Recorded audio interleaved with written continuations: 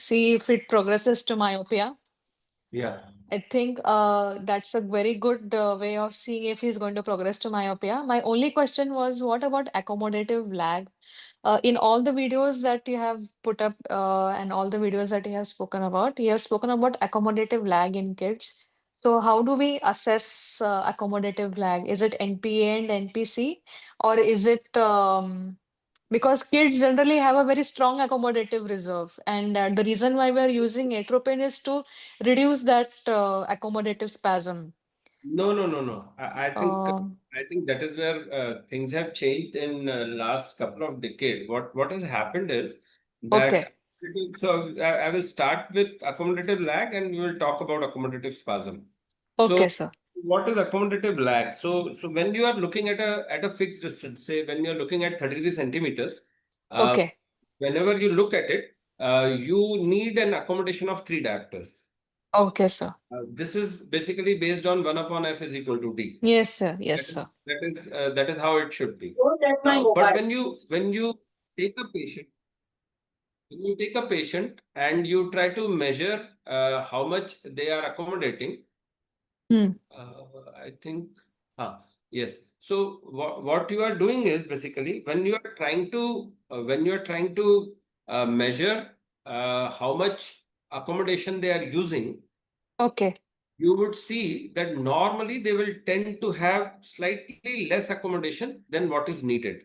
Now, why does it happen? So what Hmm. happens is that when a patient tries to look at a distance of 33 centimeters, the patient should be accommodating for three diopters, but when you measure this, it will be 2.5 or 2.75. And normally patient is able to see fine with that much amount of accommodation. So the amount which is remaining is known as accommodative lag. Okay. So it is basically the accommodation which is lagging behind. If how Okay, sir. if however patient is accommodating more than what he should accommodate, then you will see the reading in minus, and that is known as accommodative lead. So basically, Okay, sir. patients who are into accommodative lead are the patient who are into accommodative spasm, which means that they have to accommodate three diopters for a distance of 33 centimeters, but they are actually accommodating more than what is needed. Okay, sir. Now, I got it. Yes. these patients are supposed to be, risky patients for accommodative spasm.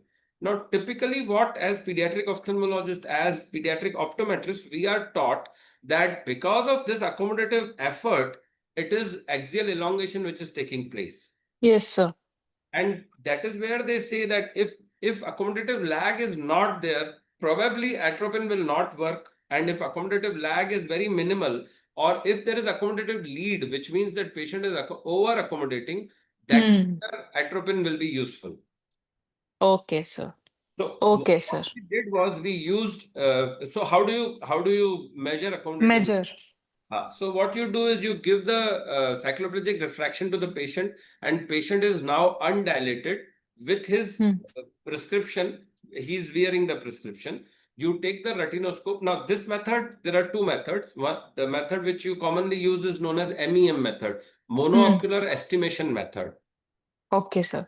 So what you do in monoocular estimation method is that you are telling the patient you have the retinoscope, and you have a accommodative target right next to the your Yes, retinoscope, yes. and you Target. tell the patient Yes. to fix on this particular target. So Okay, sir. now you have distance in your mind. You know Okay, that sir. it is 67 centimeters. So patient needs to accommodate 1.5 diopters. Okay. You keep 1.5 diopters and see if your patient is, your reflex is neutralized. It means he is accommodating 1.5 diopters. If he is Yes. accommodating more, what will happen? You will need It only will. one diopter Against. to make Hmm. sure that your this thing is zero. Correct. It becomes from with, it becomes against. Correct. So this is Okay. how you measure accommodative lag. Now with atropine 0.01%, there is Hmm. absolutely no change in accommodative lag. With atropine 0.05%, in some of the patients, actually the lag would increase. Okay, sir. So if accommodative lag is present, atropine still works even in presence of accommodative lag. So typically accommodative lag will not make any difference in Okay. atropine. So then what happened Okay. was in the next chapter, we will be talking about how atropine works. And so in the chapter, I will be talking about how atropine releases dopamine. And this dopamine actually inhibits the axial growth rather than any effect on accommodation. So this is different from near point of accommodation, which is Okay. different from near point of convergence, which is different Okay. from accommodative facility. So near Yes. point of accommodation means that you can take a Prince rule or a Yes, RAF rule. sir. You can tell the patient to look Yes. for near and you measure the distance. That is near point of accommodation. Yes. Yes, And sir. normally the near point of accommodation is the point at which you start seeing In blur. blur. Yes. Yeah. And near point of Okay. convergence is where you see the line becoming two. Yes, sir. And the Yes, third sir. is accommodative facility. Now, what is Hmm. accommodative facility is that you use a flipper and you keep on increasing minus and plus Hmm. power and you see how much patient is able to accommodate. Few. So Hmm. that is a more dynamic way of calculating accommodative facility. Okay, sir. So if you keep on increasing the minus power, patient has to keep on increasing the amount of accommodation patient has. I couldn't hear you, sir. I think there was a. See, how do you calculate You accommodative increase the facility? dioptric power of the flipper minus dioptric power of the flipper. Yeah, Plus. minus and Okay. plus, both. You have to relax. So the facility is between, the amount of accommodation that you can do and the amount of accommodation that you can relax, both on the positive side and on the negative side. Okay, sir. So accommodative facility is very similar to near point of accommodation, except that accommodative facility is a dynamic thing. It is telling you about diopters of accommodation that patient can do for a fixed distance. Okay, sir. Whereas near point of accommodation means that the nearest point Hmm. where the patient can see clearly. Yes. So Yes, everything sir. is talking about accommodation, but they are measuring in different perspectives. Near point of accommodation is the distance.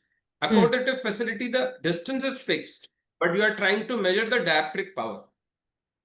Okay, sir. Yes, I got this point. In all these cases, regardless whether it is accommodative facility is good or bad, regardless of that, atropine works in all the cases.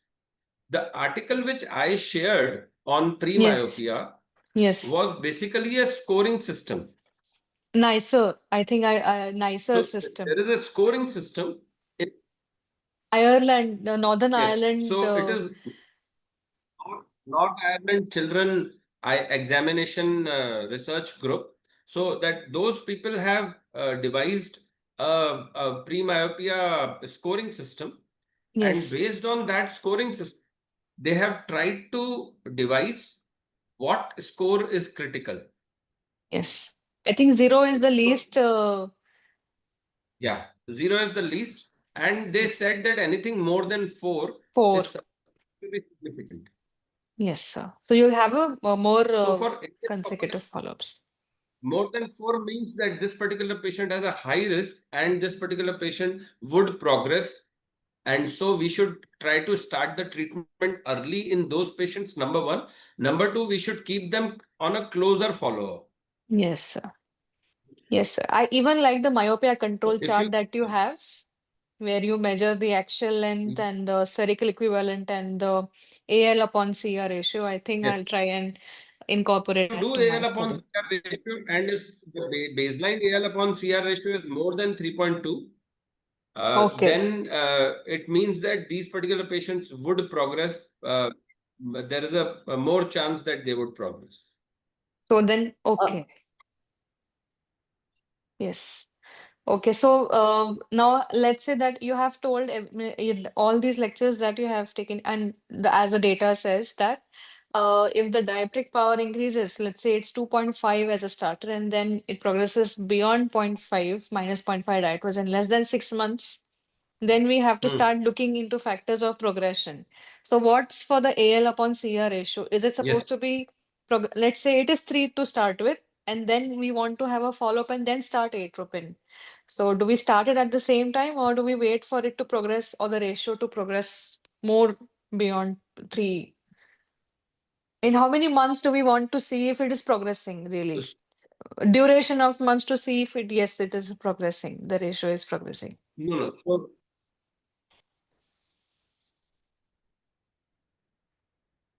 Okay, so so axial length upon CR ratio. So normally they have not talked much about axial length upon CR ratio progression. They have basically yes, talked about axial length progression. They have not yes, tried sir. to include corneal curvature. The Yes, reason sir. why corneal curvature has come into the picture is very simple.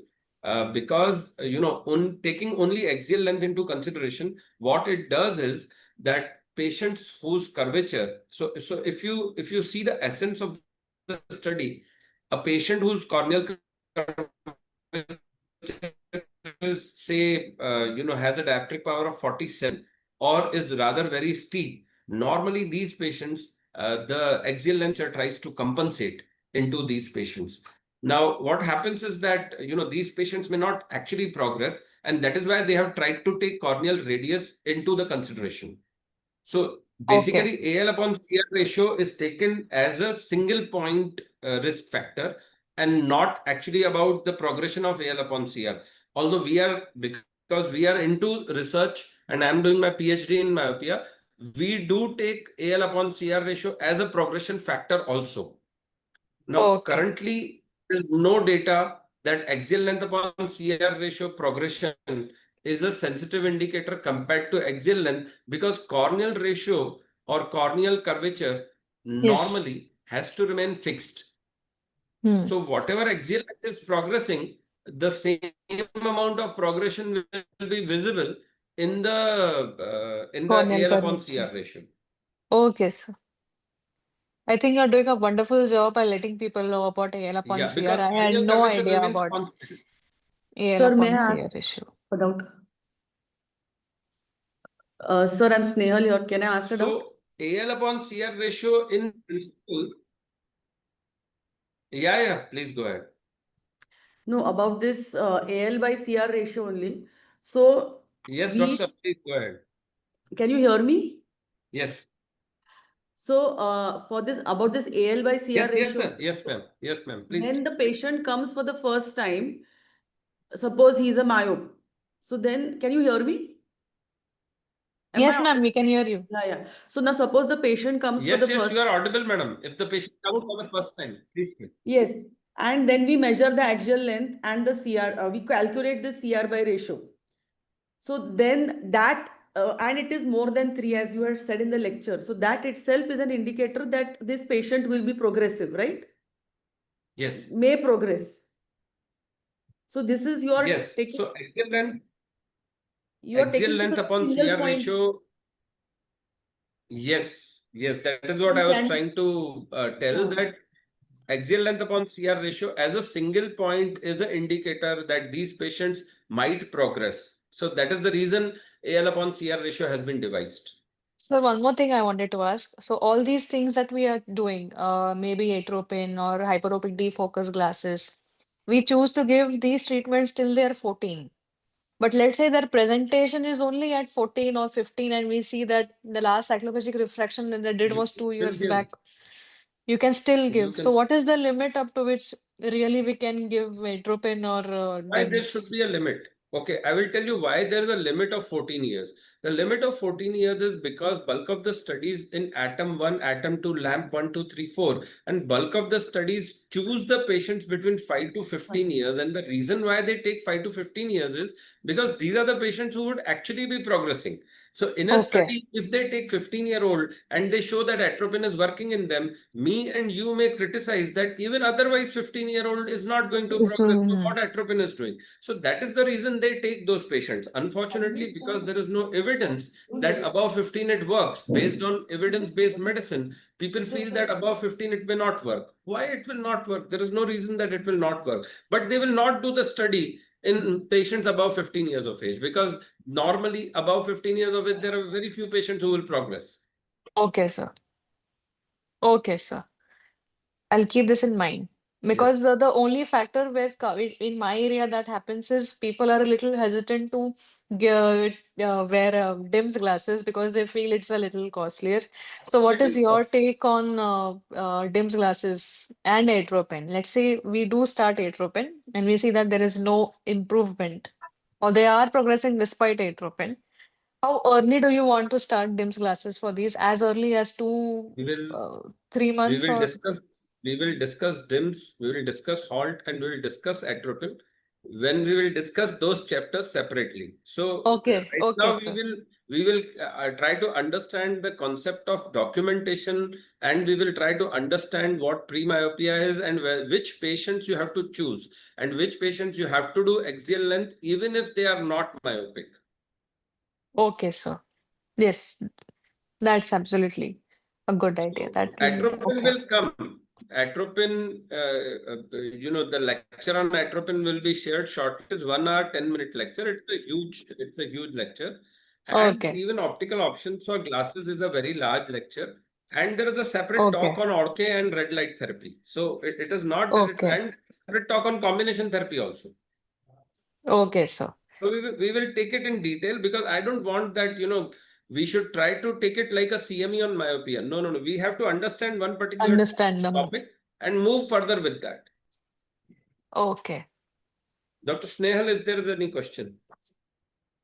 Sir, about this AL to CR, because Yes. I haven't seen the lecture on pre-myopia. Achha. I've just seen the progression lectures. Yes, So yes. I would just like a little bit of clarification about this AL by CR ratio. I mean, what I understood was that, so suppose if uh, why is it significant if your corneal diameter is not going to change much unless you have keratoconus and only the axial length is going to change?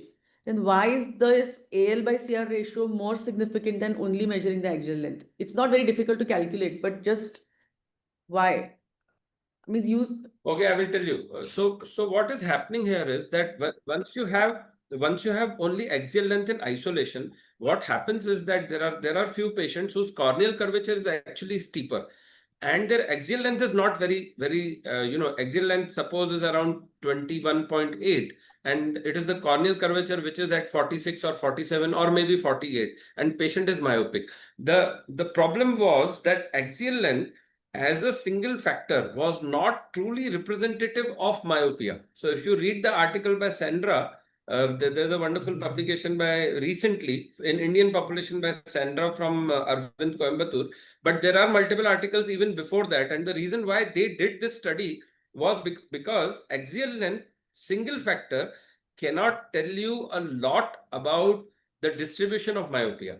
But when you take corneal radius into consideration, you can understand that the distribution of myopia can be quickly understood because now you are taking two factors. One is the refractive surface, that is cornea, and another is the axial length. Now you can easily understand that if the axial length is more, the cornea will be flat, and if axial length is less and still there is myopia, the explanation of myopia can be done on the basis of axial length upon CR ratio.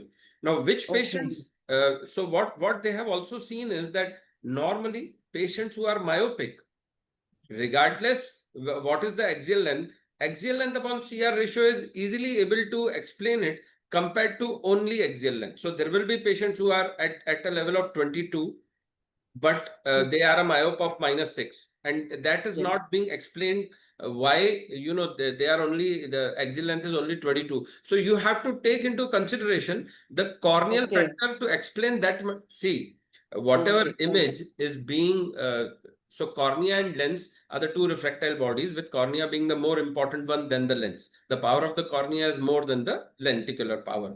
Now, what is Yes. happening is that whatever cornea and lens are, they are forming an image. The image is forming at the retina, and it is the axial length that is the factor which decides where that image will form. Yes. So, only taking axial length will be erroneous if you want to explain totally about myopia. So, if you want to talk about distribution of myopia, it becomes easier with axial length upon CR ratio. So by Now, what distribution, has you mean happened how much? is, no. By So, what has distribution, happened you is mean that, how much is corneal and how much is axial? Like how much is yes, curvature and how yes. much is axial? So you are taking a ratio of that. Now, this was not about progression, but the progression people like us, we jumped the wagon. We said that no, axial length upon CR ratio can also be seen in axial myopes. Nowhere in their article they are talking about axial length upon CR ratio being a better indicator to talk about progression. No, they are not. Nobody is talking like that. But Okay. the point is whether axial length upon CR ratio can be a better indicator or not. Second thing Okay. is That whether at once, like if a patient comes to you and if I tell you, Dr. Snehal, axial length of patient is 22.4 and power is -6. Now you tell me whether this patient will progress or not. Obviously, you will say axial length is very less. Axial length is not a lot of axial length. It is only yes, 22. many patients are there that way. It is not much. But when you know that if corneal radius, if corneal power is steep, and still axial length is 22. So normally what you expect is, like if you see ROP babies, you would expect that a steeper corneal patients would normally have a smaller axial length. That is nature's way of emmetropization. Because Yes. nature doesn't want, if I talk about myself, my power is only 4.55, but my axial length is 27 and my corneal power is 39. So I'm not a good patient for LASIK, but that is how nature has compensated for me. My cornea is flat. And so talking about -4.5, it comes purely from axial myopia. And I was one of the patient, as Dr. Nilima said, my power increased after 17 years of age. When I joined MBBS, I was at 2.5 and my power increased to 4.5 in first year and second year and third year MBBS. So it was increasing beyond 18 years of age. Point being, axial length is a good indicator to measure the progression. No need for axial length upon CR. Axial length upon CR explains the myopia much better because you have taken both the factors into consideration, both the refractive surface and the axial length. So it explains it better. Not that it is a more sensitive indicator, because the sensitive indicator remains axial length. Everything is being driven by axial length only. Okay, okay. Thank you very much. Because I was a little bit confused. What is No, the no, no. required? Axial length is the sensitive factor. Okay, sir. Sir, other than that, in the definition, when we say pre-myopia is from plus 0.75 to minus 0.5. Now, these readings are which we consider the spherical equivalent of the AR reading or a retinoscopy, or is it the accept what the child is accepting, or is it the retinoscopy reading itself? No, no. It is the cyclopathic refraction, whether patient is accepting or not, whether you are giving or not. So if your cyclopathic reading after deducting for your distance and deducting for your cyclopathic agent comes out to be plus 0.75 with a cylindrical power of -1, then his this thing will be plus 0.25 or plus 0.5. So normally, spherical equivalent is not only the spherical part is taken.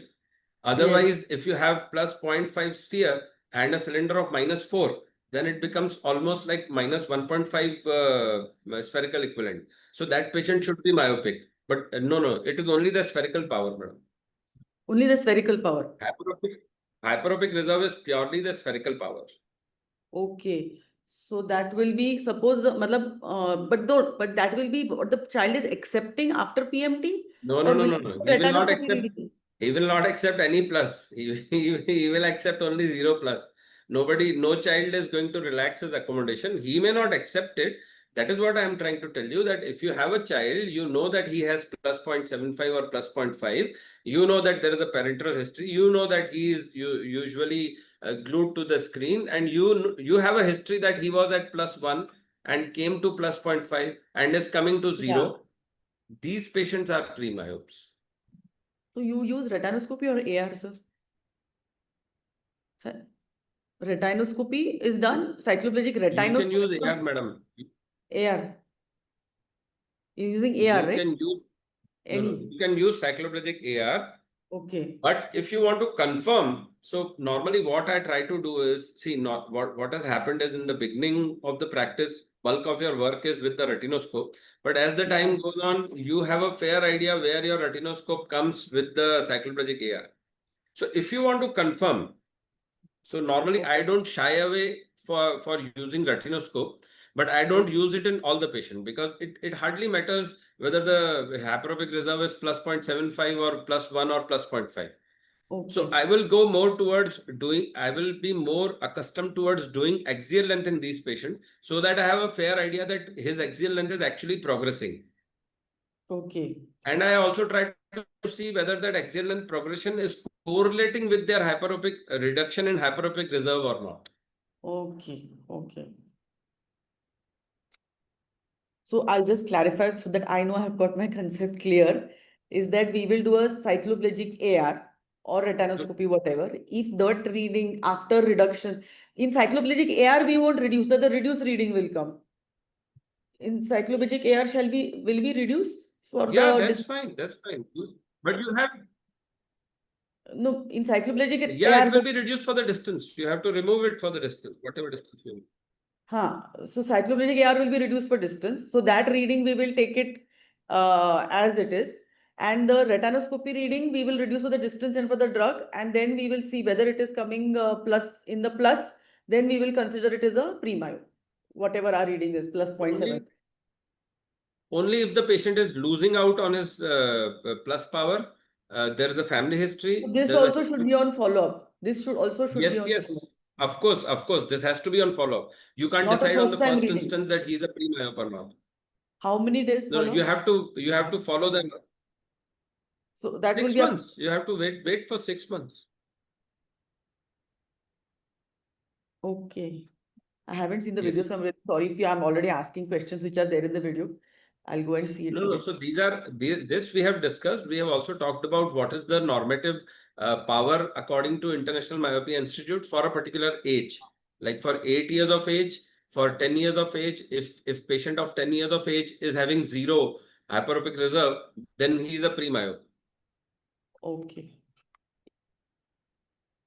So plus 0.75, the range of plus 0.75 to minus 0.5 depends on the age. That is why there is such a large range. I remember in the previous batch, somebody asked that why there is such a big range. Because the age is different. So the range is based on the age. Okay. Yes. And so for progression, it is 0.5 and more. So then ideally the child should progress only 0.25 Per year. per year. Okay. 0.25 per 6 months. 0.5 per year. Okay. 0.25 every 6 months. 0.5 progression is acceptable, but more than 0.5 will not be acceptable. 0.5 is supposedly physiological, not acceptable, but physiological. So all physiological things, you have to accept them. Yes, yes. Because most of the children progress at least that much, if not more, on atropine also. On low dose atropine. Yes, ma'am. Okay. I think from today my doubts are. You can always write on the WhatsApp group, madam. There is whenever you are watching video, if you feel that you have a doubt, just write it on the WhatsApp group. Not a problem. Okay, I'll do that. I'll remember that next. Yes, not a problem. So that is the whole concept of putting these classes online, that you can see at your leisure and ask at your leisure. Otherwise, it Yes. becomes a formal class. Otherwise, it becomes like that you have to keep on remembering that today I have to ask these 3 questions. We are all very senior people. We may not have time to remember. So you can always put it on the WhatsApp group. At the moment I get the doubt, I should share Yes, it. why not? Why not? And it also helps a lot of other people who may not have that doubt, but when they start working, they may have that doubt. Yes, Nothing, it can be. see, no doubt is wrong or no doubt is small. These are all doubts. And it is Yes. not that, I know better. It is just that I have already doubted it. So I have tried to find out the solution to that. And if I don't know, we all will sit down and find out the solution. Literature is there. Yes. Okay. I will be better this thing next time. Perfect. Thank you. Sure, ma'am. Nitin is there? No, Dr. Monica is there. Oh, she has also left. Fine. So I think if there are no other questions, we can leave. But what I would also recommend is that if you keep seeing videos, you can always ask question on the WhatsApp. And normally I try to put up an article which I have not covered totally Actually, into I the have lecture. missed the pre-myopia article. I don't have it in the group somehow. So I can will you share it resend it. again? Not a problem. I Yeah. will resend it, madam. Yeah. Sure. Thank you. Thank you. Thank you, Dr. Nilima.